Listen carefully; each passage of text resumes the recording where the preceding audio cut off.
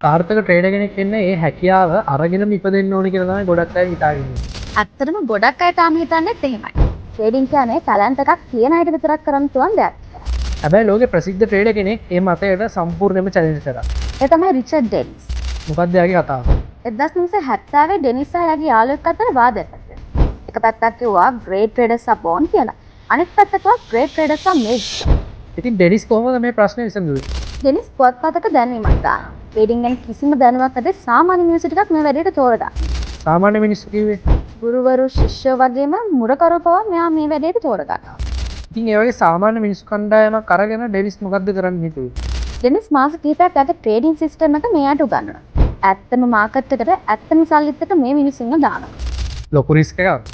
අනිවාර්යෙන්ම ඒ නිසා ගොඩක් අය හිතේ මේ එක්ස්පෙරිමන්ට් එක ෆේල් වෙයි කියලා. හැබැයි ෆේල් උනේ නෑ නේද? නෑ බලාපොරොත්තු නොවන විදිහට මේ සාමාන්‍ය මිනිස්සුම මිලියන් ඩොලර් ට්‍රේඩර්ස්ලා බවට පත් වෙනවා.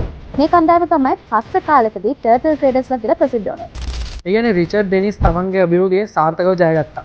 ට්‍රේඩින් වල සාර්ථකත්වය තියෙන්නේ උපතින් ගෙන රහස් හැකියාවක නෙවෙයි. නිවැරදි සිස්ටම් එකක්, ඩිසිප්ලින් එකක් වගේම රිස්ක් මැනේජ්මන්ට් එකක් ඇතුළේ.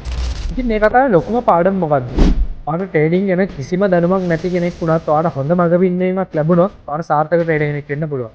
ප්‍රශ්නේ තියෙන්නේ ඔයාලා තාම පටන් ගන්න නැති එක. ඉතින් මේ ගැන හරියට ඉගෙනගෙන පටන් ගන්න කැමති ඔයාට පුළුවන් අපිත් එක්ක එකතු වෙන්න. කරන්න තියෙන්නේ බයෝ ෆීලින්ග් එකකින් අපේ ගෲප් එකට ජොයින් වෙන්න. හිමත් නැත්නම් අපේ ඉන්බොක්ස් මෙසේජ් එකක් දාන්න.